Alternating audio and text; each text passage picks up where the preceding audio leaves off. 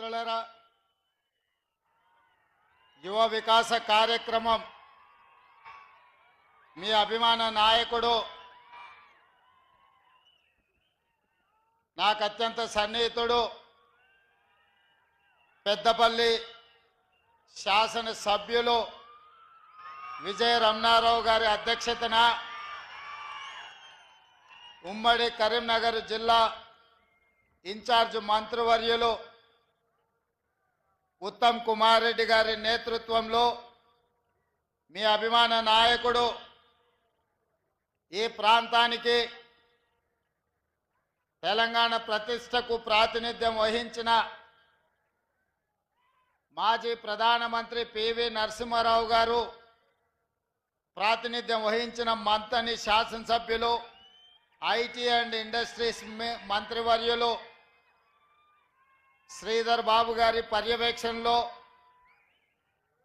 మిత్రులు తెలంగాణ ఉద్యమకారుడు మంత్రివర్యులు పొన్నం ప్రభాకర్ గారు, పొంగులేటి శ్రీనివాసరెడ్డి గారు, మిత్రులు పెద్దలు కోమటిరెడ్డి వెంకటరెడ్డి గారు, అదేవిధంగా వేదిక మీద ఉన్న మంత్రివర్యులు, పార్లమెంట్ సభ్యులు, శాసన మండలి సభ్యులు, శాసనసభ్యులు, ప్లానింగ్ కమిషన్ వైస్ చైర్మన్, వివిధ కార్పొరేషన్ల చైర్మన్స్, తెలంగాణ రాష్ట్ర ప్రభుత్వ ప్రత్యేక సలహాదారులు, కాంగ్రెస్ పార్టీ నాయకులు, ప్రాణ సమానులైన పెద్దపల్లి నియోజకవర్గ ప్రజలందరికీ కూడా మనస్ఫూర్తిగా నేను కృతజ్ఞతలు, ధన్యవాదాలు తెలియజేస్తున్నా. ఈరోజు ఈ కార్యక్రమం ప్రధానంగా యువ వికాసం అనే నినాదంతో వేలాది మంది సమక్షంలో గ్రూప్ 4 ఉద్యోగాలు 8084 మందికి ఈరోజు నియామక పత్రాలు ఇవ్వడం ద్వారా తెలంగాణ రాష్ట్రంలో మార్పు రావాలి, కాంగ్రెస్ కావాలి అని ఒక నినాదంతో డిసెంబర్ 3, 2023 నాడు మీరిచ్చిన విలక్షణమైన తీర్పుతో ఈనాటి ఈ ప్రభుత్వం ఏర్పడ్డది. ఈ వేదిక మీద ఉన్న పెద్దలందరూ వివిధ హోదాలలో బాధ్యత చేపట్టిన ఇవాళ మేమందరం ప్రధానంగా మీరు రేవంత్ అన్నాని ఇష్టంగా పిలుచుకునే నేను ఒక జిల్లా పరిషత్ మెంబర్గా, శాసన మండలి సభ్యుడిగా, శాసనసభ్యుడిగా, పార్లమెంట్ సభ్యుడిగా, కాంగ్రెస్ పార్టీ కార్యనిర్వాహక అధ్యక్షుడిగా, కాంగ్రెస్ పార్టీ అధ్యక్షుడిగా, తెలంగాణ రాష్ట్ర ముఖ్యమంత్రిగా ఈ 18 సంవత్సరాలు మీరు అభిమానంతో చూసుకొని, మీరు గుండెల్లో పెట్టుకొని, మీ భుజాల మీద మోసిండ్రు కాబట్టి అతి సామాన్యమైన గ్రామీణ ప్రాంతం నుంచి ఒక వ్యవసాయ రైతు కుటుంబం నుంచి వచ్చిన నేను ఈరోజు గ్రామీణ ప్రాంతం నుంచి తెలంగాణ రాష్ట్ర ముఖ్యమంత్రిగా ఎదిగిన అంటే మీరందరూ అభిమానించబట్టి, ముఖ్యంగా నేను ఏ కార్యక్రమం తీసుకున్నా తప్పకుండా ఈ పెద్దపల్లి రామగుండ ప్రాంతం వచ్చినప్పుడల్లా వేలాదిగా మీరు తరలి వచ్చి అండగా నిలబడి మేము ఉంటామన్నా నువ్వు పోరాడు అని మీరిచ్చిన నైతిక మద్దతు ఇవాళ తెలంగాణ రాష్ట్ర ముఖ్యమంత్రిగా గర్వంగా పెద్దపల్లి గడ్డ మీద నిలబడి మాట్లాడుతున్న మిత్రులారా, మీకందరికీ తెలుసు ఈ కరీంనగర్ గడ్డ మీద కాలు పెడుతున్నప్పుడల్లా నాయకత్వం అంటే ఇలా ఉండాలి, ఒక మాట ఇస్తే ఆ మాట నిలబెట్టుకోవడానికి ఎన్ని ఒడిదుడుకులు వచ్చినా, ఎంతమంది అవాంతరాలు కల్పించినా ఇచ్చిన మాట నిలబెట్టుకోవాలని ఒక విశ్వాసాన్ని, నమ్మకాన్ని కలిగించిన శ్రీమతి సోనియా గాంధీ గారు గుర్తొస్తారు. ఎందుకంటే ఆనాడు 2004 సంవత్సరంలో ఎన్నికల సందర్భంగా పెద్దలు జీవన్ రెడ్డి గారి లాంటి పెద్ద నాయకుల నేతృత్వంలో శ్రీమతి సోనియా గాంధీ గారు కరీంనగర్ గడ్డ మీద నుంచి మొట్టమొదటిసారి 4 కోట్ల తెలంగాణ ప్రజల ఆకాంక్ష నాకు తెలుసు. మీ 60 సంవత్సరాల పోరాటము, మీ ప్రాణ త్యాగాలు, వీటన్నిటినీ నేను గుర్తిస్తున్నా. తప్పకుండా మీ ఆలోచన మీ మనసులో మాటను నెరవేర్చే బాధ్యత నేను తీసుకుంటానని ఈ కరీంనగర్ గడ్డ మీద నుంచి శ్రీమతి సోనియా గాంధీ గారు మాట ఇవ్వడం జరిగింది. ఆనాటి నుంచి 2014 వరకు సుదీర్ఘమైన 10 సంవత్సరాలు ఈ తెలంగాణ ఉద్యమంలో ఎన్ని అవాంతరాలు వచ్చినా ఎంతమంది అభ్యంతరం పెట్టినా 2000 సంవత్సరంలో తెలంగాణ రాష్ట్రం ఏర్పడాలి అని మొట్టమొదట తెలంగాణ కాంగ్రెస్ పార్టీ శాసనసభ్యుల తరఫున వేదిక మీద ఉన్న పెద్దలు డాక్టర్ జి చిన్నారెడ్డి గారు మొట్టమొదట సోనియా గాంధీ గారికి నివేదిక ఇచ్చి ఆనాడు 42 మంది కాంగ్రెస్ శాసనసభ్యులతో ఒక వినతి పత్రాన్ని బేగంపేట ఎయిర్పోర్ట్లో వారికి ఇచ్చి మొట్టమొదటిసారి వారి మదిలో తెలంగాణ రాష్ట్రం యొక్క ప్రత్యేకతను వారు నమోదు చేయడం జరిగింది. ఆనాడు వారు మొదలుపెట్టిన తెలంగాణ ఉద్యమం కొద్ది కొద్దిగా పెరుగుతూ తెలంగాణ రాష్ట్రాన్ని సాధించుకునే వరకు ఆ ఉద్యమం ఉర్రూతలు ఊగింది. ఇవాళ నేను గుర్తు చేయదలుచుకున్న పెద్దలు బట్టి విక్రమార్క గారు, పొంగులేటి శ్రీనివాసరెడ్డి గారు వేదిక మీద ఉన్నారు. కొంతకాలం ఖమ్మం జిల్లాలో తెలంగాణ ఉద్యమం లేదు అన్నట్టుగా కొంతమంది ప్రచారం చేసిండ్రు.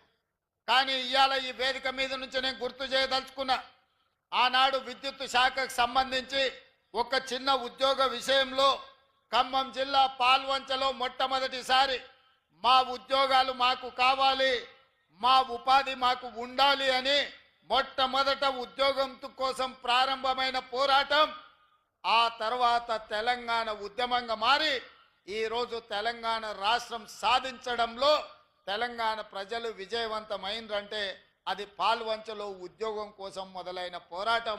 తెలంగాణ రాష్ట్రాన్ని మనం సాధించుకున్నాం.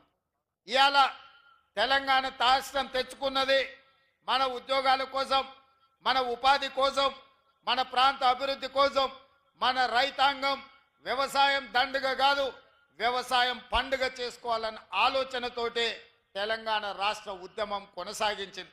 నేను ఇవాళ ఈ వేదిక మీద నుంచి గుర్తు చేయదలుచుకున్న నల్గొండ బిడ్డలు ఈ వేదిక మీద ఉన్నారు.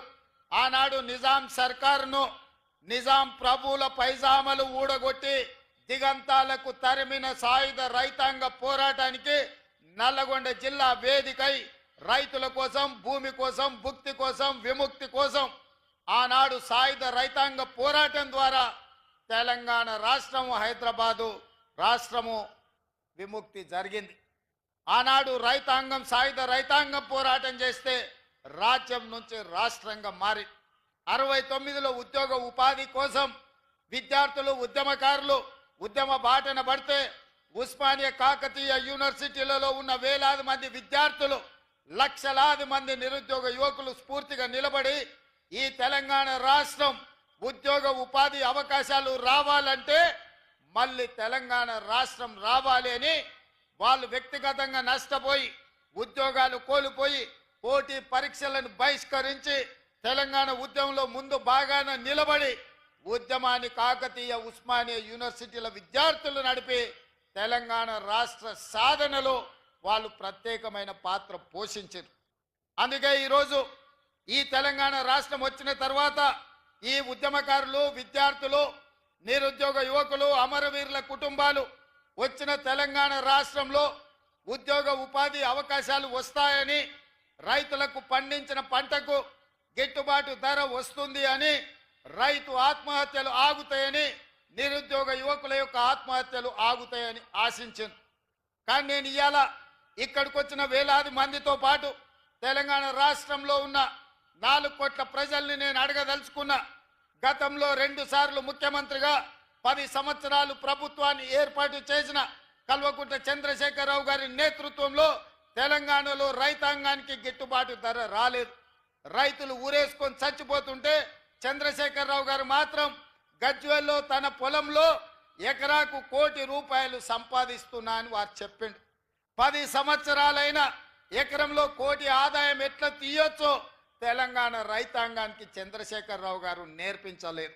ఆ విద్య ఏందో, ఆ మహత్యం ఏందో ఈ రోజుకు ఒక బ్రహ్మ పదార్థంగా, బ్రహ్మ రహస్యంగా మారిపోయింది.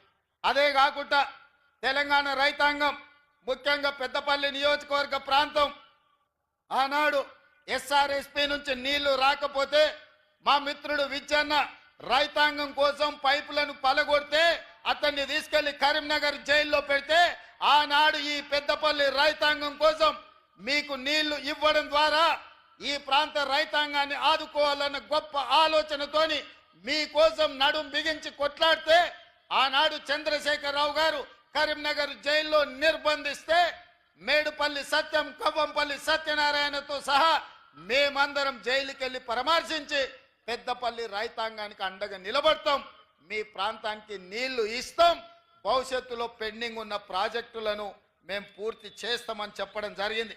ఆనాడు ఏవైతే ప్రాజెక్టుల గురించి మీరు మాట్లాడినరో ఇవాళ ప్రాజెక్టులను పూర్తి చేసుకునే అవకాశం మనకే అధికారం వచ్చింది. విజ్జన్న ఈరోజు మీకు శాసనసభ్యుడు అయ్యిండు. అందుకే ఈరోజు విజ్జన్న శాసనసభ్యుడిగా శ్రీధర్ బాబు మంత్రిగా ఉన్నారు కాబట్టి మీ ప్రాజెక్టుల కోసం బట్టి విక్రమార్క గారు, పెద్దలు ఉత్తమ్ కుమార్ రెడ్డి గారి నేతృత్వంలో ఇవాళ 1035 కోట్ల రూపాయలు R&B శాఖ కావచ్చు, సాగునీటి పారుదల శాఖ కావచ్చు, పంచాయతీరాజ్ శాఖ కావచ్చు, రోడ్ల రవాణా శాఖకు సంబంధించిన పెద్దపల్లి RTC డిపో కావచ్చు, ఈ పనులన్నీ కూడా ఇవాళ మనం పూర్తి చేసుకున్నాము అంటే మీ అభిమాన నాయకులు ఈరోజు ప్రజాప్రతినిధులుగా ఉన్నారు కాబట్టి ఈ పనులన్నీ సాధ్యమైనవి. వాళ్ళు అడిగినరు, ఇంతకుముందు శ్రీధర్ బాబు గారు మాట అన్నారు, ఈ అన్ని విషయాలు తీసుకెళ్ళి ఒత్తిడి చేసి నేను తీసుకొచ్చినా అని. ఆయన ఒత్తిడి చేయలేదు, మమ్మల్ని కూసబెట్టి బెదిరించి సంతకాలు పెట్టించి ఇవాళ మమ్మల్ని ఇక్కడికి పట్టుకొచ్చిండు. మీకు తెలుసు కదా శ్రీధర్ బాబు గారు బెదిరిస్తే ఎట్లా బెదిరిస్తారో. బయట ఉన్నప్పుడే అట్లుంటాడు, తలుపు మూసిండంటే శ్రీధర్ బాబు గారి గురించి మీకు అందరికి బాగా తెలుసు కదా. ఇవాళ ఇవన్నీ వాయిదా వేద్దామనో మళ్ళా చూద్దామనో అని చెప్పకుండా అటు ధర్మపురి కావచ్చు, లేకపోతే రామగుండం కావచ్చు, ఇవాళ పెద్దపల్లి శాసనసభ నియోజకవర్గం కావచ్చు, మంచిర్యాల ప్రేమ్సాగర్ రావు గారు ఉన్నారు, అటువైపు అయినా గడ్డం వంశీ ఎంపీ గారు ఉన్నారు, లేకపోతే వివేక్ వెంకటస్వామి గారు ఉన్నారు. ఈ పార్లమెంటులో 7 అసెంబ్లీలు పార్లమెంటు మీరు అభిమానంతో ఎమ్మెల్యేలను ఎంపీని గెలిపించారు కాబట్టి ఈనాడు ఈ ప్రాంతానికి వేలాది కోట్ల రూపాయలు నిధులు ఇవ్వడమే కాదు, రామగుండంలో విద్యుత్ ప్రాజెక్టు కావచ్చు, పెద్దపల్లిలో సాగునీటి ప్రాజెక్టులు కావచ్చు, ఇవాళ ధైర్యంగా మీరు అడగలుగుతున్నారు, కొట్లాడగలుగుతున్నారు. మాతో చెయ్యి బట్టి సంతకం పెట్టించి మీ శ్రీధర్ బాబు గారు పనులు చేయించగలుగుతున్నాడు. ఇది ప్రజా విజయం, ఇది ప్రజా పాలన, ఇది ప్రజా ప్రభుత్వం. నేను అడుగుతున్నా, భానుప్రసాదరావు గారు ఎమ్మెల్సీ గారు, ఇక్కడ పార్కు లేదు, పార్కు కావాలన్నాడు, స్టేడియం లేదు, స్టేడియం కావాలన్నాడు, ఈ ప్రాంత అభివృద్ధి కోసం నిధులు ఇవ్వాలి అని నాకు నివేదికలు ఇచ్చిండ్రు. చాలా మంది ఎమ్మెల్యేలు, ఎమ్మెల్సీలు అందరూ ఇన్ని నిధులు ఇచ్చినా మళ్ళీ ఇన్ని విజ్ఞాపన పత్రాలు తెచ్చిర్రు ఇంకా కావాలి అని. కాయలు కాసే చెట్టుకే రాళ్ల దెబ్బలు ఉంటాయి, పెట్టించేవాడు ఉంటే పెడతామంటే ముందుకు వస్తారు, కొడతామంటే దూరం పోతారు. ఇవాళ మనం పెడతాం అంటున్నాం కాబట్టి, వడ్డిస్తాం అంటున్నాం కాబట్టి మీరందరూ దగ్గరకు వచ్చిండ్రు, ఈ వినతి పత్రాలు ఇచ్చిండ్రు. ఇవాళ మీ అందరికి మంచి చేయడానికి ఈ నివేదికలు మొత్తం మళ్ళీ సచివాలయానికి వెళ్ళిన తర్వాత ఒక్కొక్కటిగా వీటిని పరిశీలించి తప్పకుండా ఇందులో ఉన్న అంశాలను ప్రభుత్వం సానుకూలంగా నిర్ణయాలు తీసుకుంటుంది. ఇచ్చిన నివేదికలు ఇవి చదివితే రేపు ఉదయం దాకా ఇవే చదవాల్సి వస్తుంది కాబట్టి మొత్తంగా గంప గుత్తగా మీకు ఒకటే మాట ఇస్తున్నా, మిత్రులు ఇచ్చిన నివేదికలు అన్నీ కూడా మా అధికారులకు, మా చీఫ్ సెక్రటరీ గారికి ఇచ్చి పెద్దపల్లి ఉమ్మడి జిల్లాకు, పెద్దపల్లి పార్లమెంటు నియోజకవర్గానికి కావలసిన నిధులను ఇచ్చే బాధ్యత ప్రేమ్సాగర్ రావు గారు, సత్యనారాయణ స్వామి మా టెంపుల్ కూడా నిధులు కావాలన్నాడు. మా బట్టి గారికి నేను సూచన చేస్తున్నా, సాగర్ అన్న పెద్దగా అడిగింది లేదు కాబట్టి ఖచ్చితంగా ఎంతో కొంత మనం దేవుడికి నిధులు ఇవ్వాల్సిందే. ఎందుకంటే ఆయన ఏం పెద్దగా అడిగే టైప్ కాదు. ఆదిలాబాద్ దత్తత తీసుకోమన్నాడు, తప్పకుండా తుమ్మిడిహెట్టి దగ్గర సాగునీటి ప్రాజెక్టు కట్టించి గోదావరి జలాలను తరలించి ఆదిలాబాద్తో పాటు కరీంనగర్ జిల్లాను కూడా అభివృద్ధి పదం వైపు నడిపించే కార్యక్రమాలు ఉత్తమ్ కుమార్ రెడ్డి గారు తీసుకోబోతున్నారు. ఇవాళ మిత్రులారా, ఇవన్నీ పనులు జరుగుతున్నాయి, ఇవన్నీ ఈరోజు మనం ఇక్కడ కూర్చొని మాట్లాడుకుంటున్నాం. మీరు అడగగలుగుతున్నారు, మీరు విజ్ఞప్తి చేయగలుగుతున్నారు అంటే ఈనాడు తెలంగాణ రాష్ట్రంలో ప్రజా పాలన ఉంది, ప్రభుత్వం ఉంది. సంవత్సరం పూర్తి చేసుకున్న సందర్భంగా ఈ సంవత్సరం మీకోసం రోజుకు 18 గంటలు కష్టపడుతూ ఎక్కడ చూడకుండా చెమట తీస్తూ పని చేస్తుంటే కొంతమంది కడుపు నొప్పితో లేకపోతే భవిష్యత్తు వాళ్ళకు లేదు, ఇక చీకటి మయమైందని తప్పుడు ప్రచారాలు చేస్తున్నారు. పెద్దలు కొంతమంది కలిస్తేనే ఏమున్నారా మీరు చేసింది కూడా చెప్పుకోలేకపోతుండ్రు, 10 ఏళ్ళు మోసం చేసినోడే ఇవాళ బజార్ల మీదకి వచ్చి మీరేం చేయలేదని మిమ్మల్ని అంటున్నారు. 10 ఏళ్ళ పాలనను 10 నెలల పాలనను పోల్చి చూసుకోండి అని మీ ప్రజలకు చెప్పాలి కదా. మీ కార్యకర్తలు కూడా ఎక్కడికక్కడ విశ్రాంతి తీసుకుంటున్నారు, చెట్టు కింద మంచిగా దుప్పటి కప్పుకొని నిద్రపోతున్నారు. ఏందని పెద్ద మనుషులు అడుగుతారు. అంటే నేను అన్నా, మేము 10 ఏళ్ళు ఎన్నో కేసులు కట్టుకున్నాం, ఎంతోమంది జైల్లోకి పోయినాం. ఈ జెండా మోసి భుజాలు కాయలు కాసి ప్రాణాలు కోల్పోయిన మా కార్యకర్తలు ఇవాళ సేద తీరుతున్నారు, వ్యవసాయం మీద దృష్టి పెట్టినరు, ఉద్యోగ ఉపాధి అవకాశాల కోసం ప్రయత్నం చేస్తున్నారు. అంతే తప్ప శత్రువు ఏం చేస్తున్నాడో చూడక కాదు, చూస్తాం ఖచ్చితంగా. 10 నెలల పాలన మీద వాళ్ళు చేసిన విష ప్రచారం డిసెంబర్ 1 నుంచి డిసెంబర్ 9 వరకు 10 రోజులు వాళ్ళు చేస్తున్న విష ప్రచారాన్ని తిప్పి కొట్టి చరిత్రను తిరగ రాస్తామని చెప్పడం జరిగింది. దానికి ఉప ముఖ్యమంత్రి వర్యులు బట్టి విక్రమార్క గారు ఈరోజు బాధ్యత తీసుకొని ముందుకు నడిపిస్తున్నారు. మిత్రులారా, ఈ వేదిక మీద నుంచి తెలంగాణ 4 కోట్ల ప్రజలు నేను అడగదలుచుకున్నా. ఆనాడు 1200 మంది విద్యార్థులు ఆత్మ బలిదానాలు చేసుకున్నది తెలంగాణ రాష్ట్రంలో.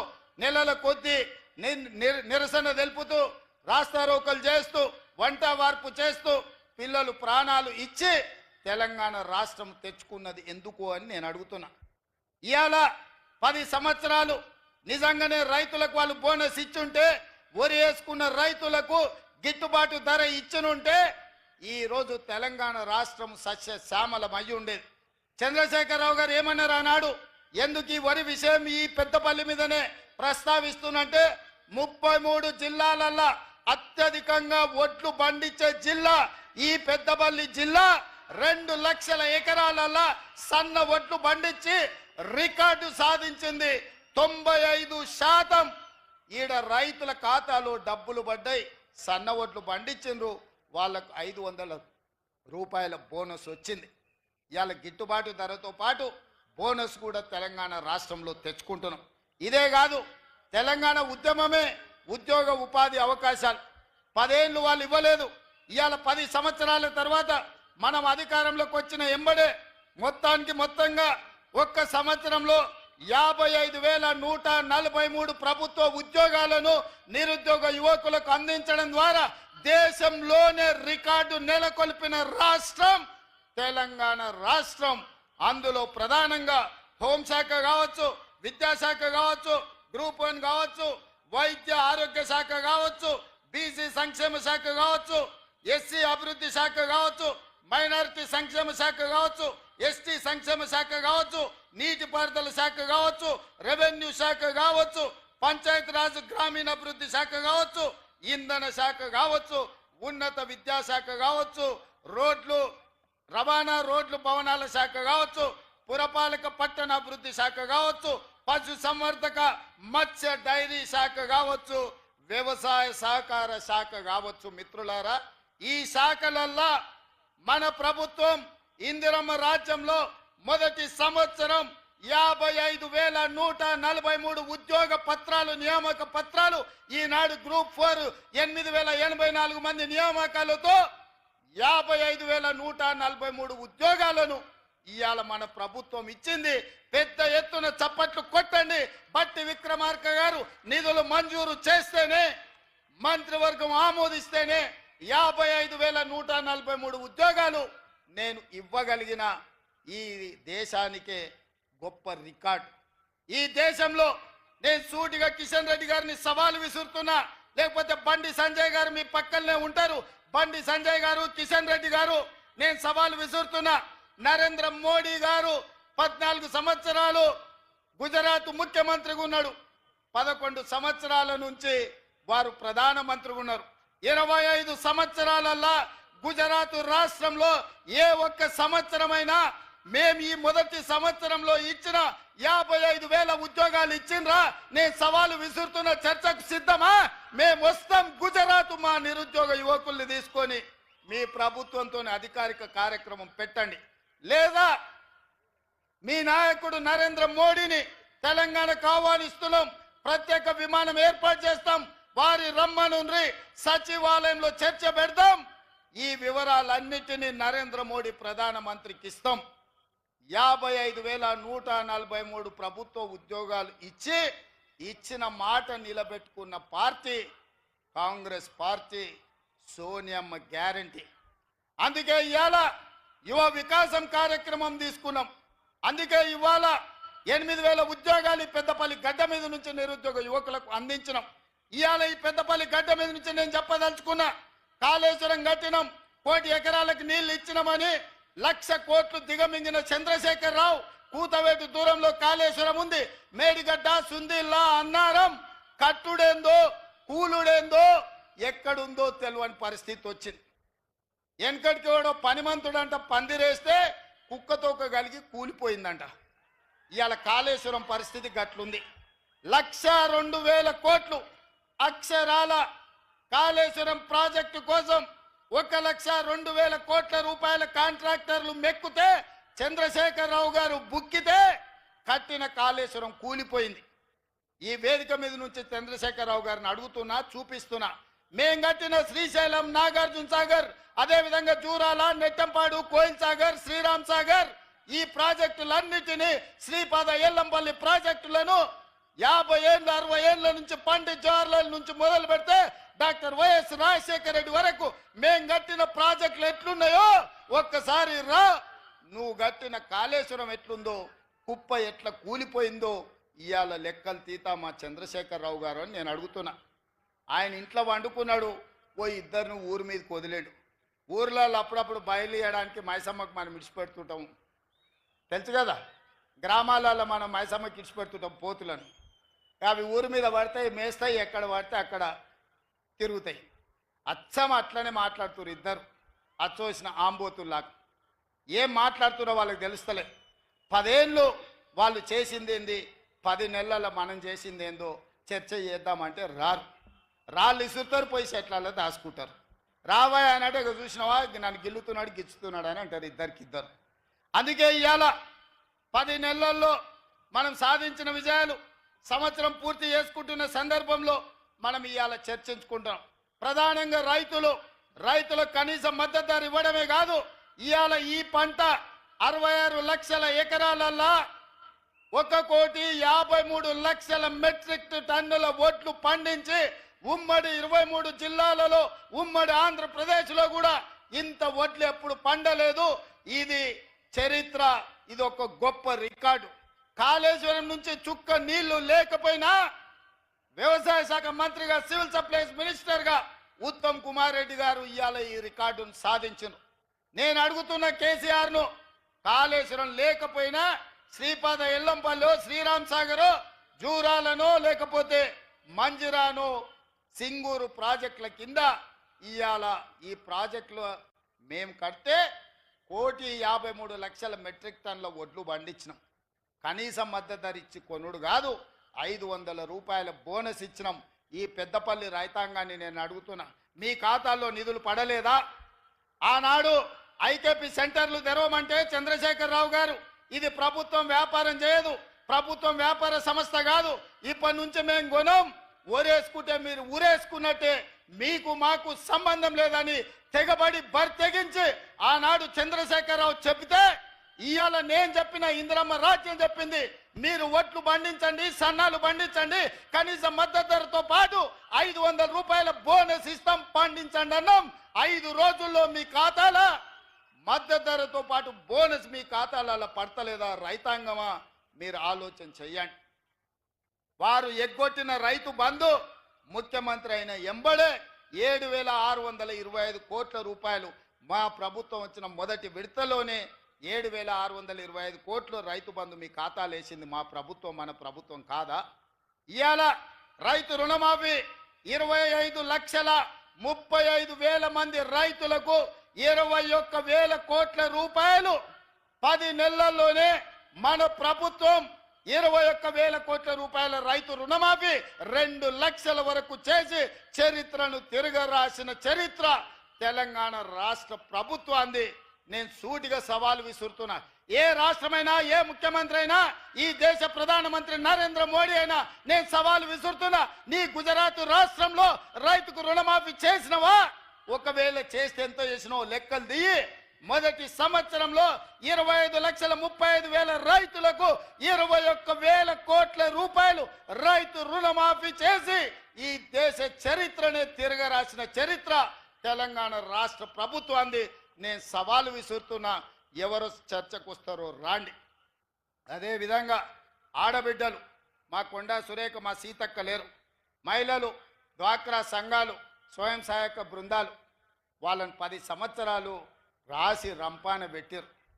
వాళ్ళని కనీసం మర్యాద కూడా ఇయ్యలే. వాళ్ళు ఎట్లున్నారో చూడలే. ఆడబిడ్డలు అవమానంతో కుంగిపోతుంటే సోనియమ్మ నాయకత్వంలో మన ప్రభుత్వం వచ్చిన తర్వాత స్వయం సహాయక సంఘాలను అన్నిటిని కూడా పునరుద్ధరించినాం.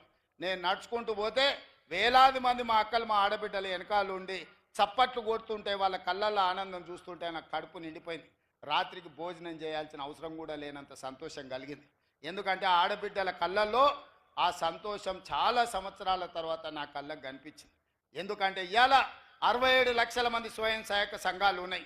0 వడ్డీ ఇవ్వడమే కాదు, వాళ్ళని 1 కోటి మంది సభ్యులుగా మార్చి 1 కోటి మంది ఆడబిడ్డల్ని కోటీశ్వరులను చెయ్యాలని కంకణం కట్టుకున్నాం. తప్పకుండా 10 సంవత్సరాలలో ప్రతి ఆడబిడ్డను కోటీశ్వరాలను చేసి తీర్చే బాధ్యత మాది. ఆనాడు ఆడబిడ్డలను లక్షాధికారులను చేస్తామని చెప్పిండు వైఎస్ రాజశేఖర రెడ్డి గారు. ఆడబిడ్డలని లక్షాధికారులను ఆనాడు చేసినాం. ఈనాడు పెద్దపల్లి గడ్డ మీద నుంచి మేము మాటిస్తున్నాం. మా మంత్రివర్గం అంతా ఆడబిడ్డల్ని 1 కోటి మందిని కోటీశ్వరులను చేసే వరకు విశ్రమించేదే లేదు. ఐకేపీ కేంద్రాలే కాదు, సోలార్ పవర్ ఉత్పత్తి నుంచి ఆర్టీసీలో బస్సులు కిరాయి పెట్టే వరకు ప్రతి వ్యాపారంలో మహిళా సంఘాలను రాణించే విధంగా వాళ్లకు రుణాలు ఇప్పించి వాళ్ళను వ్యాపారస్తులను చేసి వాళ్ళను కోటీశ్వరులుగా మార్చే బాధ్యత కాంగ్రెస్ తీసుకుంటుంది. అందుకే పొంగులేటి శ్రీనివాసరెడ్డి గారి నేతృత్వంలో వరంగల్లో ఆడబిడ్డల కోసం కార్యక్రమం తీసుకొని 1,00,000 మంది ఆడబిడ్డల సమక్షంలో వరంగల్ ఆర్ట్స్ కాలేజ్ మైదానంలో ఆడబిడ్డలకు ఏం చెయ్యాలనుకుంటున్నామో ఏం చేసినామో చెప్పినాం. మళ్ళొక్కసారి తెలంగాణ రాష్ట్ర ఆడబిడ్డలకు నేను గుర్తు చేయదలుచుకున్నా. 1 కోటి మంది ఆడబిడ్డల్ని కోటీశ్వరులను చేసే బాధ్యత మీ తమ్ముడుగా, మీ అన్నగా నాది, మీ బిడ్డగా నాది అని చెప్తున్నా. మీ ఆశీర్వాదం ఉంటే ఆ 1 కోటి ఓట్లు బౌలింగ్ బూత్లో డబ్బాల పడితే మా సోదరులు ఓటు వేసినా వేయకపోయినా 2వ సారి అల్కగా ముఖ్యమంత్రి అవుతాను ఆడబిడ్డలకు నేను చెప్పదలుచుకున్నా. ఈసారి 92 లక్షల ఓట్లు వస్తేనే కాంగ్రెస్ ప్రభుత్వం వచ్చింది. వచ్చేసారి మా ఆడబిడ్డలు 1 కోటి మంది 1 కోటి ఓట్లు వేస్తే వీళ్ళు ఇచ్చేది బోనసే తప్ప అస్సలు కాదు. ఆడబిడ్డలు ఇచ్చేది అసలు అవుతుంది, మా సోదరులు వేసే ఓట్లు బోనస్ అవుతాయి. కేసీఆర్కు వజీఫ్ అవుతుంది. ఇక మళ్ళీ వెనక కూడా రాకుండా పోతాడు. ఆడబిడ్డల పట్ల ప్రణాళికలు మా ఆ విధంగా ఉన్నాయి. అదేవిధంగా యువకులు, నిరుద్యోగ యువకులు, విద్యార్థులు, ఇవాళ విద్యార్థుల కోసం యూనివర్సిటీలను చంద్రశేఖరరావు గారు పూర్తిగా నిర్వీర్యం చేసిండు. వైస్ ఛాన్సలర్లు లేరు, ప్రొఫెసర్లు లేరు, అసిస్టెంట్ ప్రొఫెసర్లు లేరు, అసోసియేట్ ప్రొఫెసర్లు లేరు, లెక్చరర్స్ లేరు, టీచింగ్ స్టాఫ్ లేరు, నాన్ టీచింగ్ స్టాఫ్ లేరు. మొత్తం దివాలా దీపిస్తే యూనివర్సిటీలను మనం వచ్చిన ఎంబడే 10 యూనివర్సిటీలకు వైస్ ఛాన్సలర్లను నియమించడమే కాకుండా డిఎస్సి నోటిఫికేషన్ ఇచ్చి 10 ఏళ్ల వాళ్ళు చేయని పని 11,000 మంది టీచర్ల నియామకం చేపట్టి తండాలలో, గూడాలలో, మారుమూల పల్లెల్లో ప్రతి పేదవాడికి విద్యను అందుబాటులోకి తేవాలి, పేదవాడు చదువుకోవాలి, ఈ అధికారంలో భాగస్వాములను చెయ్యాలి అని ఇవాళ 11,000 మంది టీచర్ల నియమించడమే కాదు 35,000 మంది టీచర్ల బదిలీలు, 21,000 మంది టీచర్ల ప్రమోషన్లు ఇవ్వడం ద్వారా ఈ రోజు మన ప్రభుత్వం విద్యకు అత్యంత ప్రాధాన్యత ఇచ్చి పేదవాడు చదువుకుంటేనే బాగుపడతాడనే విశ్వాసంతో పేదలకు విద్యను అందుబాటులోకి తీసుకురావాలనే ప్రయత్నం చేసినాం. అదే కాదు, కేజీ నుంచి పీజీ వరకు ఉండే అన్ని కళాశాలలను సమీక్షించి ఏ ఏ మండలాలలో జూనియర్ కాలేజీలు లేవో, ఏ ప్రాంతంలో పాలిటెక్నిక్ కాలేజీలు లేవో, ఏ ప్రాంతంలో డిగ్రీ కాలేజీలు లేవో, ఏ ప్రాంతంలో ఇంజనీరింగ్ కాలేజీలు లేవో, ఏ యూనివర్సిటీలో ఇంజనీరింగ్ అండ్ లా కాలేజీలు లేవో ఇవాళ వీసీ గారు నాకు తెచ్చిచ్చారు.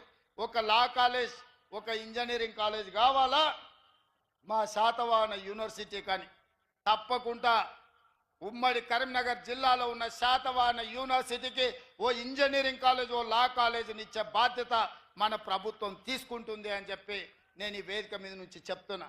ఎందుకంటే పేదవాడు చదువుకున్నప్పుడే భవిష్యత్తు ఉంటుంది. పేదవాడికి ఉద్యోగమో ఉపాధి వస్తే ఒక తరం బాగుపడుతుంది. ఆ తరం బాగుపడితే భవిష్యత్ తరాలకు వాళ్ళు ఆదర్శంగా ఉంటారు. ఆనాడు కాక వెంకటస్వామి గారు కష్టపడి గుడిసెల వెంకటస్వామిగా పేరు రాణించి వారు రాజకీయాలలో వ్యాపారంలో రాణించడం వల్ల ఇవాళ వివేక్ వెంకటస్వామి గారు ఒక టీవీ ఛానల్కు ఒక పెద్ద పరిశ్రమకు యజమాని అయిండు. ఇవాళ వంశీ పార్లమెంట్ సభ్యుడైండు. ఆ కుటుంబంలో వెంకటస్వామి గారు కష్టపడి పైకి తెస్తే ఇవాళ వివేక్, వినోద్, వంశీ ప్రయోజకులై తెలంగాణ రాష్ట్రానికి ఆదర్శంగా నిలబడ్డారు. ఎందుకు ఉదాహరణ చెప్తున్నంటే ఒక్క కుటుంబంలో ఒక్క వ్యక్తి ప్రయోజకుడైతే భవిష్యత్ తరాలన్నీ బాగుపడతాయి. అందుకే ఇవాళ పట్టుబట్టి పోటీ పరీక్షలు పెట్టి ఎవడు అడ్డుపడ్డా అశోక్ నగర్లోనో లేకపోతే దిల్సుఖ్ నగర్ చౌరస్తలా కొంతమంది కృత్రిమ ఉద్యమాలు చేపించినా వాళ్ళందరినీ పిలిచి మాట్లాడిన నేను అడగదలుచుకున్న నిరుద్యోగ యువకుల్ని తెలంగాణ ఉద్యమం ద్వారానే సాధించినాం. ఇందిరా పార్కులో మన పార్లమెంట్ సభ్యులు ప్రభుత్వం ఉన్న తెలంగాణ కోసం ఉద్యమంలో ముందుకు నడిచింది. కానీ తెలంగాణ వచ్చినప్పుడే ఇందిరా పార్కు తాళం వేసింది చంద్రశేఖరరావు కాదా? తెలంగాణ రాష్ట్రంలో నిరసన తెలుపొద్దు, ప్రజలు హక్కులను అడగొద్దు అని నిర్బంధాల మధ్య, లాఠీ చార్జీల మధ్యలో, తుపాకీ తూటాల మధ్యలో తెలంగాణ రాష్ట్రాన్ని 10 సంవత్సరాలు నడిపితే ఈ ప్రభుత్వం వచ్చిన వెంబడే ఇందిరా పార్కు దగ్గర ధర్నా చౌక్ తెరిచి ప్రజలారా మీరు ధర్నా చేసుకోండేదని ఉంటే మా ప్రభుత్వం తప్పకుండా పరిగణలోకి తీసుకుంటుందన్నాం. ఆనాడు ఎవరైనా ధర్నా చేస్తే అడిగేవాడు ఉండేనా? ఈనాడు ధర్నా చేస్తే గాంధీ భవన్లో మా పిసిసి అధ్యక్షుడు మహేష్ గౌడ్ అందరిని పిలిపించి ఇందిరా పార్క్ దగ్గరను అశోక్ నగర్ చౌరస్తల్లో ధర్నాలు చేసిన విద్యార్థులను పిలిచి కూర్చోబెట్టి మాట్లాడిండా లేదా ఒక్కసారి ఆలోచన చేయండి. ఇవన్నీ ఎందుకు జరుగుతున్నాయంటే ఇందిరమ్మ రాజ్యం ఉంది, పేదోళ్ళ గురించి ఆలోచన చేసేవాడు ఉన్నాడు కాబట్టే ఇవాళ ఎవరైనా అశోక్ నగర్ చౌరస్తల్లో, దిల్సుఖ్ నగర్ చౌరస్తల్లో, ఇందిరా పార్కుల్లో, ధర్నా చౌకుల్లో ధర్నాలు చేస్తే, నిరసన తెలిపితే మా పార్టీ కార్యాలయానికి పిలిపించి పార్టీ అధ్యక్షుడు వాళ్ళతో చర్చించి ఆ సమస్యలు ప్రభుత్వం దృష్టికి తెస్తున్నారు. అదేవిధంగా జ్యోతిరావు ఆయన ప్రగతి భవన్ గడి నిర్మించుకున్నాడు. మేము దాన్ని ప్రజాభవన్గా మార్చి ప్రజలకు స్వాగతం పలుకుతున్నాం. అక్కడ ప్రతి వారం 2 రోజులు పెద్దలు డాక్టర్ చిన్నారెడ్డి గారు ఉండి వచ్చిన ప్రతి ఫిర్యాదును తీసుకొని ఈరోజు వాటిని పరిష్కరిస్తున్నాం. ఒకప్పుడు దొరలకు మాత్రమే, పెట్టుబడిదారులకు మాత్రమే అనుమతి ఉన్న ప్రగతి భవన్ ఆ గడి ఇవాళ పేదోళ్ళు ఎక్కడ అంటే అక్కడ తిరిగే స్వేచ్ఛ వచ్చింది. వాళ్ళు విజ్ఞప్తులు ఇచ్చే మా చిన్నారెడ్డి గారు తెలంగాణ ఉద్యమకారుడు వాటిని పరిష్కరించే బాధ్యత తీసుకున్నాడు. తెలంగాణ రాష్ట్రంలో 10 ఏళ్ళు వాళ్ళు చెయ్యలేంది 10 నెలల్లో మనం చేసింది. ప్రమాణ స్వీకారం రోజే అక్కడ ఉన్న ముళ్ళ కంచెలను, అక్కడ ఉండే గోడల్ని బద్దలు కొట్టిన మాట నిజం కాదా? పేద ప్రజలకు ప్రవేశం అనుమతించిన మాట నిజం కాదా? మీరు ఆలోచన చెయ్యండి. అదేవిధంగా ఈరోజు ఫీజు రియంబర్స్మెంటు ఒక పద్ధతిలో పరిష్కరించుకుంటూ వస్తున్నాం. ఈ రాష్ట్రంలో diet charges, cosmetic charges SC, ST, BC, minority హాస్టళ్లలో, కస్తూర్బా హాస్టళ్లలో ఉన్న పేద విద్యార్థులకు 10 సంవత్సరాలైన డైట్ ఛార్జెస్ పెంచలేదు. మేము ఆలోచన చేసి పేదోళ్ళ పిల్లలు మా పిల్లలే, ఆ పిల్లలు బాగుండాలంటే డైట్ ఛార్జెస్ పెంచాలని ఒక్క సంతకంతో 40% అదనంగా డైట్ ఛార్జెస్ పెంచడమే కాదు, కాస్మెటిక్ ఛార్జెస్ కోసం ఆడబిడ్డల అమ్మ కోసం, నాయన కోసం ఎదురు చూడొద్దు, వాళ్ళు కష్టపడొద్దు అని కాస్మెటిక్ ఛార్జెస్ 40% పెంచి పేదోళ్ళ బిడ్డల్ని మా బిడ్డలుగా భావించి ఆ బిడ్డలకు కష్టం రాకూడదు, నిధులు ఆగకూడదు అని ఈ ప్రభుత్వం నిర్ణయం తీసుకున్న మాట వాస్తవం కాదా? ఇవాళ ఆ పేదోళ్ళ బిడ్డలకు మేము నిర్ణయం తీసుకుంటున్నామంటే ఈ ప్రభుత్వం ఉండబట్టే కదా. ఇవన్నీ చంద్రశేఖరరావు చేసుంటే, చంద్రశేఖరరావు పరిష్కరించుంటే, ఈరోజు ఆర్టీసీలో ఆడబిడ్డలకు ఉచిత బస్సు ఇచ్చుంటే, పేదలకు 200 యూనిట్లు ఉచితంగా విద్యుత్ ఇచ్చుంటే, రాజీవ్ ఆరోగ్యశ్రీ ద్వారా 10 లక్షల రూపాయలు ఉచితంగా అందించుంటే ఇవన్నీ మాకు చేసే అవకాశమే రాకపోతుండే కదా. 55,000 ఉద్యోగ నియామక పత్రాలు ఇవాళ చంద్రశేఖరరావు గారు అందించుంటే మాకు అవకాశమే లేకపోతుండే కదా. నోటిఫికేషన్లు మేమే ఇచ్చినామంటాడు. అన్నీ ఉన్నా అల్లు నోట్ల శని ఉన్నాయని హరీష్ రావు గారు నువ్వు నీ మామ కలిసి నియామకాలు చేపట్టినుంటే మాకెందుకు వస్తుండేనాయా? మీ కవితమ్మ ఎంపీకి ఓడిపోతే 3 నెలల ఎమ్మెల్సీ చేశారు. మీ వినోద్రావు ఈయనే ఉంటాడు కదా దొర, వినోద్రావుని ఎంపీగా బండకేసి కొడితే ఎంబడే ప్రణాళిక బోర్డు వైస్ చైర్మన్గా ఇచ్చారు. హరీష్ రావు మంత్రి అయిండు, కేటీఆర్ మంత్రి అయిండు, సంతోష్ రావు రాజ్యసభ అయిండు. మీకు అందరికీ ఉద్యోగాలు మేఘాల మీద వచ్చినాయి కదా. మరి ఈ నోటిఫికేషన్లు ఇస్తే 10 ఏళ్ల వరకు ఎందుకు వీళ్ళకు నియామక పత్రాలు ఇవ్వలేదని నేను అడుగుతున్న తెలంగాణ సమాజాన్ని, ఉద్యమకారులను, విద్యార్థులను, నిరుద్యోగ యువకులను. తెలంగాణ రాష్ట్రం కోసం 1200 మంది బిడ్డలు చచ్చిపోయింది. ఒక కుటుంబంలో ఒక ముఖ్యమంత్రిని, ఒక మంత్రిని, ఒక ఆర్థిక మంత్రిని, ఓ రాజ్యసభ, ఓ లోక్సభ, ఓ ఎమ్మెల్సీ, వాళ్ళ చుట్టపోళ్ళందరికీ ఉద్యోగాల కోసం ఈ పిల్లలు ఆత్మ బలిదానాలు చేసుకున్నారా? లేకపోతే తెలంగాణ రైతాంగానికి గిట్టుబాటు ధర ఉండాలి, బోనస్ ఉండాలి అని తెలంగాణ సాధించుకున్నారా? ఆలోచన చేయండి. వాళ్ళ పిల్లలకు ఉద్యోగాలు ఉండాలి, వాళ్ళ పిల్లలు భద్రంగా ఉండాలి, కడుపు నిండా తినాలి, కంటి నిండా నిద్రపోవాలనా? ఇవాళ పేదోళ్ళ పిల్లలు 35 లక్షల మంది కోచింగ్ సెంటర్లలో 10 ఏళ్ళ నుంచి తల్లిదండ్రులు ఉపాధి హామీ కూలీ పైసలు రూపాయి జమ చేస్తే 10 ఏళ్ళు పోటీ పరీక్షల కోసం ఢిల్లీ, హైదరాబాద్ చౌరస్తాలల్లో నిరుద్యోగ యువకులుగా తిరుగుతున్నాం. 21 ఏళ్ళు వచ్చినోడు ఉద్యోగం కోసం ప్రయత్నం చేస్తే ఈ 10 ఏళ్ళు 35 ఏళ్ళకు వచ్చారు వాళ్ళు. 21 నుంచి 35 ఏళ్ళే అత్యంత కీలకమైన వయసు ఏ యువకుడికైనా. ఆ వయసే నిర్వీర్యం అయిపోయిన తర్వాత వాడు ఎందుకు పనికొస్తాడు? ఒక్కసారి ఆలోచన చేయండి. అందుకే మేము ఆలోచన చేసి ఈ పేదవాళ్ళ కోసం, నిరుద్యోగ యువకుల కోసం 55,000 ఉద్యోగాలు ఇవ్వడం ద్వారా ఈరోజు వాళ్ళను విముక్తి కలిగించినాం. కోచింగ్ సెంటర్ల చుట్టూ తిరిగి ప్రదక్షిణలు చేసి జీవితం మీద నిరాశతోని ఆత్మహత్యలు చేసుకోవద్దని ఒక మహేందర్ ముదిరాజు, ఒక సురేష్ నాయకో, లేకపోతే ఒక ముత్యాల సాగరో, లేకపోతే ఒక కవితనో వనపర్తిలో సూసైడ్ చేసుకున్న పిల్లలు, అట్లాంటి సంఘటనలు జరగొద్దు అని ఇవాళ ఈ పరీక్షలన్నీ నిర్వహించినాం. ఇందుకోసం తెలంగాణ రాష్ట్రం తెచ్చుకున్నామా? ఒకసారి ఆలోచన చేయండి మిత్రులారా.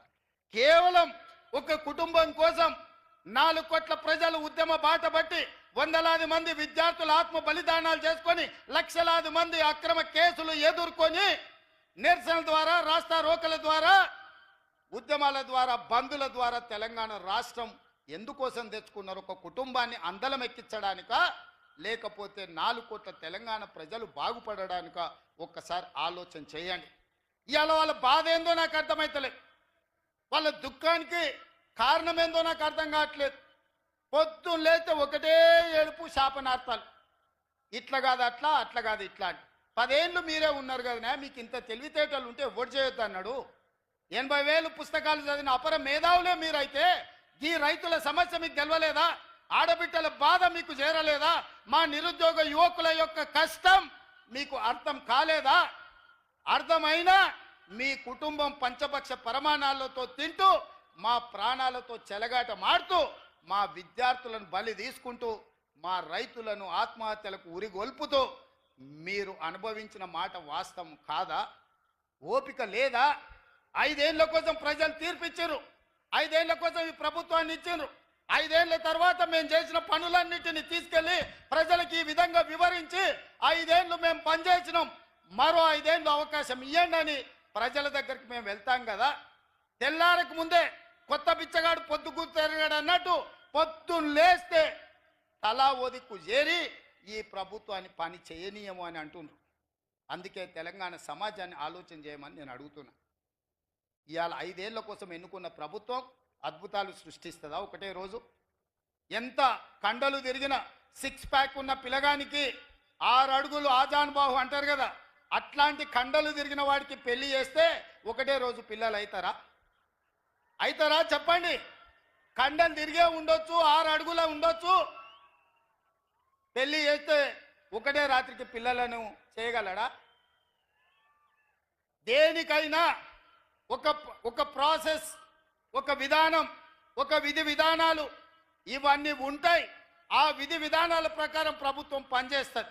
మీకు నిధులు ఇవ్వాలన్నా కింద సెక్షన్ ఆఫీసర్ నుంచి పై వరకు చీఫ్ సెక్రటరీ వరకు సంతకమై మంత్రి దగ్గర క్లియర్ అయి, ఆర్థిక మంత్రి దగ్గర క్లియర్ అయి, ముఖ్యమంత్రి కార్యాలయానికి వస్తేనే సంతకం పెట్టాల్సి వస్తుంది. ప్రతి పనికి ఒక ప్రాసెస్ ఉంటుంది. ఆ ప్రాసెస్ను కంప్లీట్ చేయడానికి ఒక విధానం ఉంటుంది. ప్రజలు మాకు అధికారం ఇచ్చింది 5 ఏళ్ల కోసం. అప్పుడే ఎందుకంత ఆతృత అని నేను అడుగుతున్నా. ఏందా మీ బాధ, మీ దుఃఖము ఏంది? ఏంది తండ్రి కొడుకు అల్లుడు చూడుండ్రి, ఒక్కసారి ఆలోచన చేయమని అడుగుతున్న తెలంగాణ సమాజం. 10 ఏళ్ళు వాళ్ళే కదా కుర్చీలు ఉన్నది, 10 నెలలు కూడా ఓపిక పట్టారా? మేమేమో అల్లాటప్పకు వచ్చినామా, అడుక్కొని వచ్చినామా? ప్రజలు ఆశీర్వాదిస్తూ వచ్చి కుర్చీలో కూర్చున్నాం కదా. మిమ్మల్ని బొందబెట్టి మమ్మల్ని కుర్చీలో కూర్చోబెడితేనే కదా ఇవాళ మేము వచ్చింది. అప్పుడే దిగిపో దిగిపో దిగిపో అని అంటే ఏంది ఇది? మేము అట్లనే చేసినామా? 5 ఏళ్ళు జానారెడ్డి గారు ప్రతిపక్ష నాయకుడిగా ఎప్పుడైనా ఇట్లా చిల్లర మాటలు మాట్లాడిండగా, చిల్లర మల్లరగా వ్యవహరించిండా? 5 ఏళ్ళు సిఎల్పి నాయకుడిగా బట్టి విక్రమార్క గారు ఉన్నారు. శాసనసభ సమావేశాలను ఒకసారి చూడండి. ఇట్లాంటి చిల్లర మాటలు ఎప్పుడైనా మాట్లాడిండా? ప్రభుత్వానికి సహేతుకమైన సలహాలు ఇచ్చిండు, సూచనలు ఇచ్చిండు, ప్రభుత్వం పనిచేసే విధంగా సహకరించండి తప్ప ప్రభుత్వాన్ని నడవనీయకుండా కాళ్ళల్లో కట్టబెట్టే ప్రయత్నం చేయలే. ఇవాళ నేను చంద్రశేఖరరావుని అడుగుతున్నా, మీరు ఉద్యమకారుని అంటారు, తెలంగాణ సాధించినోని అంటారు, 80,000 పుస్తకాలు చదివినోని అంటారు, నీ అంత మేధావి లేడంటారు, అన్ని కరెక్టే ఉన్నాయి. కానీ ఈ మేధావికి ఈ ఇంగిత జ్ఞానం అనేది 5 సంవత్సరాలకు ఎన్నికైన ప్రభుత్వం ఆ పిల్లల్ని పని చేయనిద్దాం, నా అనుభవంతో వాళ్ళకు కొన్ని సూచనలు ఇద్దామని ఎందుకు ముందుకు వస్తలేడని నేను అడుగుతున్నా. రండి చంద్రశేఖరరావు గారు, శాసనసభకు రండి, మీ అనుభవాన్ని తెలంగాణ ప్రజలకు పంచండి. 1 ఎకరాకు ₹1 కోటి వ్యవసాయంలో ఎట్లా సంపాదించవచ్చో వ్యవసాయ క్షేత్రాలు, రైతు వేదికలు ఉన్నాయి, లైవ్ పెడతాం, మీరు రాండి. ఆ ప్రజాభవన్ నుంచే మీరు విశ్లేషించండి, మీ మేధావితనంతో ఎకరాకు ₹1 కోటి ఎట్లా పండించవచ్చో చెప్పండి.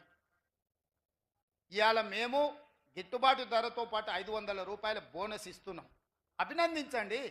ఏం పోతుంది? వయసులో పెద్దోనివి, అనుభవంగా లోనివి, కేంద్ర మంత్రిగా చేసినావు, ముఖ్యమంత్రిగా చేసినావు. అరే యువకులు కష్టపడుతున్నారు, మంచి పని చేస్తురే, ఈ పిల్లలు బాగానే చేస్తున్నారు, చేయని అని ఒక ఆశీర్వాదం ఇయ్యి, ఓ మంచి మాట మాట్లాడు. వరంగల్ ఎయిర్పోర్ట్ తేలే, కొత్తగూడెంలో ఎయిర్పోర్ట్ తేలే, రామగుండంలో ఎయిర్పోర్ట్ తేలే, ఆదిలాబాద్లో ఎయిర్పోర్ట్ తేలే, ఆ పెద్దపల్లిలో బస్ డిపో ఇవ్వలే, ములుగు జిల్లాలో బస్ డిపో ఇవ్వలే. ఇవాళ మేమందరం కష్టపడి పొన్నం ప్రభాకర్ గారు చెప్తే, విచారణ చెప్తే ఇవాళ పెద్దపల్లికి బస్ డిపో ఇచ్చినాం, రేపు రామగుండంలో ఎయిర్పోర్ట్ తీసుకొస్తాం. అభినందించయ్యా, నీ గౌరవం పెరుగుద్ది, నీ తురాయం ఊసిపోదు, నీ కిరీటం ఏం పడిపోదు. 10 ఏళ్ళైనా ఇవాళ హైదరాబాద్లో ఎయిర్పోర్ట్ అన్నాడు వైఎస్ రాజశేఖర రెడ్డి కట్టాడు. 10 ఏళ్ళు నువ్వు ఒక్క ఎయిర్పోర్ట్ అన్న తెచ్చినవా, తేవాలన్న ఆలోచన చేసినవా? ఆనాడే రామగుండంలో ఎయిర్పోర్ట్కు అన్ని వసతులు ఉండే, ఆదిలాబాదులు ఉండే, వరంగల్ ఎయిర్పోర్ట్ ఉండే, ఉమ్మడి రాష్ట్రంలో మూతబడ్డాయి. తెలంగాణ వచ్చినప్పుడే చంద్రశేఖరరావు గారు అవి తెరిచి ఉండాల్సింది, తెరవలేదు. ఇవాళ కేంద్రంతో కొట్లాడి 4 ఎయిర్పోర్ట్లు అదనంగా తెలంగాణకు తేవడానికి ఇవాళ మేము పట్టుబట్టి సాధిస్తున్నాం. అవన్నీ ప్రగతి పథంలో నడుస్తున్నాయి. నువ్వు ఆదిలాబాద్, నువ్వు ఇవాళ పెద్దపల్లిలో బస్ డిపో, ములుగు జిల్లాలో బస్ డిపో కూడా ఇవ్వలేదు. ఇంతకంటే దుర్మార్గం ఉంటుందా? ఇవాళ నా దృష్టికి రాగానే 15 ఏళ్లలో ఒక్క బస్ డిపో కూడా ఇవ్వలే. మొట్టమొదటి బస్ డిపో ఈ 15 ఏళ్లలో ఈరోజు పెద్దపల్లికి పూర్తి స్థాయి బస్ డిపో ఇచ్చినాం. ఇది కాంగ్రెస్ పార్టీ విధానం. ఇవాళ బస్ డిపోలే కాదు, ఎయిర్పోర్టులు కూడా మీ కూతవేటు దూరంలో వస్తున్నాయి అంటే ఈ ప్రజా పాలనతోనే సాధ్యమైంది మిత్రులారా. అందుకే ఈరోజు రైతులు కావచ్చు, మహిళలు కావచ్చు, విద్యార్థులు కావచ్చు, నిరుద్యోగ యువకులు కావచ్చు, మైనారిటీలు కావచ్చు, ఎస్సీలు కావచ్చు, ఎస్టీలు కావచ్చు, బీసీలు కావచ్చు, ముఖ్యంగా మా బీసీ సోదరులారా, మీ కులగణన గురించి ఎన్ని సంవత్సరాల నుంచి, ఎన్ని దశాబ్దాల నుంచి మీరు కొట్లాడుతున్నారు. ఇవాళ కాంగ్రెస్ పార్టీ కులగణన 95% పూర్తి చేసుకున్నది. కులగణనలో ఎందుకు చంద్రశేఖరరావు, హరీష్ రావు, తారక రామారావు పాల్గొంటలేడని నేను అడుగుతున్నా. మీరు బీసీ వ్యతిరేకులా, బీసీ ద్రోహులా? మీరు ఈ రాష్ట్రంలో లేరా? మీరు పదవులు అనుభవిస్తలేరా? ఆ బీసీలతో ఓట్లు వేయించుకోలేదా? ఈరోజు ప్రభుత్వం అధికారికంగా కులగణన చేపడుతుంటే బీసీ జనాభా ప్రకారం, దామాష ప్రకారం నిధులు ఇవ్వాలి, అధికారం ఇవ్వాలి, వాళ్ళ రిజర్వేషన్లు పెంచాలని కులగణన చేస్తుంటే ఎందుకు చంద్రశేఖరరావు గారు, హరీష్ రావు గారు, తారక రామారావు గారు, సంతోష్ రావు గారు, వినోద్ రావు గారు కులగణనలో పాల్గొంటలేరు? మీరు ఒక్కసారి ఆలోచన చేయమని బీసీ సంఘాలను నేను అడుగుతున్నా. ఇది ప్రభుత్వం అధికారికంగా చేపట్టిన కార్యక్రమం. ఆనాడు చంద్రశేఖరరావు సమగ్ర కుటుంబ సర్వే చేపట్టి మేము పాల్గొనలేదా? రాజకీయంగా మాకు వైరుధ్యం ఉండొచ్చు, ఒక మంచి పని కోసం ప్రభుత్వాలు ముందుకు వచ్చినప్పుడు వాటికి అనుకూలంగా వాటిని కొనసాగించే విధంగా మనం వ్యవహరించాలి. ఈరోజు కులగణనలో ఎందుకు చంద్రశేఖరరావు గారు పాల్గొంటలేడు అని నేను వేదిక మీద అడుగుతున్నాను. బీసీ సంఘాలను ఆలోచన చేయమని నేను విజ్ఞప్తి చేస్తున్నా. ఎవరైతే బీసీ కులగణనలో తెలంగాణ రాష్ట్రంలో పాల్గొనరో సామాజిక బహిష్కరణ చెయ్యండి వాళ్ళని అని చెప్పి నా బీసీ సోదరులకు నేను విజ్ఞప్తి చేస్తున్న ఈ వేదిక మీద నుంచి. ఇది ఒక గొప్ప లక్ష్యంతో రాహుల్ గాంధీ గారు ఇచ్చిన మాటతో ఈ తెలంగాణ సమాజంలో చేసి దేశం మొత్తం కులగణన చేసే విధంగా ఇవాళ ఒత్తిడి తేవడానికి కార్యక్రమం తీసుకున్నాం. ఇట్లాంటి కార్యక్రమాలు తీసుకొని ముందుకు వెళ్తుంటే పెద్ద మనసుతో మమ్మల్ని అభినందించాల్సింది పోయి శాపనార్థాలు పెడుతున్నాడు ఇవాళ చంద్రశేఖర్ రావు గారు. ఏంది ఇది పద్ధత అని నేను అడుగుతున్న వారిని. వారికి అనుభవం ఉంది, వారికి వయసు ఉంది, వారికి చదువుకున్న 80,000 పుస్తకాలు అని చెప్పుకునే తెలివితేటలు ఉన్నాయి. ఇన్నిట్లకి కనీసం ఈ చిన్న మర్యాద పాటించాలన్న విషయం వారికి అర్థం కావడం లేదా అని నేను వారిని అడుగుతున్నా. అందుకే మిత్రులారా, ఇవాళ ఇంత ఆలస్యమైన ఇంత గొప్పగా మా మిత్రుడు శ్రీధర్ బాబు గారు, స్థానిక శాసనసభ్యులు, కరీంనగర్ జిల్లా ప్రజలు, ఈ పెద్దపల్లి జిల్లాలో ఇన్ని వేలాది మంది, ముఖ్యంగా మా ఆడబిడ్డల్ని వెనకాల కూర్చోబెట్టిన మా సోదరులకు నేను మా ప్రభుత్వ అధికారులకు కూడా అదేవిధంగా మా మంత్రులకు కూడా చెప్తున్నా, ఒక్క పక్కన మన యువకులకు మన సోదరులకు ఇస్తే ఒక్క పక్కన ఆడబిడ్డలకు మొత్తం లైన్ గీయాలనే. ఆడబిడ్డల్ని వెనకాల కూర్చోబెడితే మీటింగ్లకు వచ్చిన తర్వాత లేపి వెనకకు పంపించి ఆడబిడ్డల్ని ముందర కూర్చోబెట్టి చెప్పని చేస్తా. ఎందుకంటే రాజీవ్ గాంధీ గారు ఆడబిడ్డలకు స్థానిక సంస్థలలో రిజర్వేషన్లు ఇచ్చినాకనే వాళ్ళు సర్పంచులు, ఎంపీటీసీలు, ఎంపీపీలు, జడ్పీటీసీలు, జిల్లా పరిషత్ చైర్మన్లు, మున్సిపల్ చైర్పర్సన్స్ అయినరు. అందుకే మహిళలకు సముచితమైన స్థానం ఉండాల్సిందే. మా పెద్దలు శ్రీధర్ బాబు గారికి నా సూచన, ఒక పక్కన మొత్తం సోదరులకు ఇస్తే ఇంకొక పక్కన మొత్తం తప్పకుండా మా సోదరి మనలకు మీరు ఇవ్వాల్సిందే. వచ్చే ఎన్నికల్లో వాళ్ళ తమ్ముడుగా అన్నగా భావించి మనల్ని ఆశీర్వదించేది ఆడబిడ్డలే కాబట్టి ఈ విషయంలో కూడా సమాన అవకాశాలు వాళ్ళకు కల్పించాలి. ఏది ఏమైనా ఇంత అద్భుతమైన కార్యక్రమాన్ని ఏర్పాటు చేయడం ద్వారా రాష్ట్ర ప్రభుత్వం చేపట్టిన అధికారిక కార్యక్రమాలు, అభివృద్ధి చెందుతున్న తెలంగాణ రాష్ట్రం ఇంకా ముందుకు వెళ్ళే విధంగా ఈ ప్రాంతానికి కోకోకోలా ఫ్యాక్టరీని తేవడానికి శ్రీధర్ బాబు గారు నేను ప్రయత్నం చేస్తున్నాం. తొందరలోనే మంతని నియోజకవర్గ ప్రాంతంలో ఇక శ్రీధర్ బాబు గారు బెదిరిస్తారని చెప్తున్నారు. కోకోకోలా ఫ్యాక్టరీని తప్పకుండా మీ దగ్గర తెచ్చే విధంగా మొన్న మెదక్లో కోకోకోలా ఫ్యాక్టరీని ప్రారంభించినాం. ఈ ప్రాంతానికి కోకోకోలా ఫ్యాక్టరీ కూడా తేవడానికి ప్రయత్నం చేస్తాం. వాళ్ళందరినీ ఆశీర్వదించండి, మాకు అండగా నిలబడండి అని తెలియజేస్తూ మీ అందరి దగ్గర సెలవు తీసుకుంటున్న మిత్రులారా.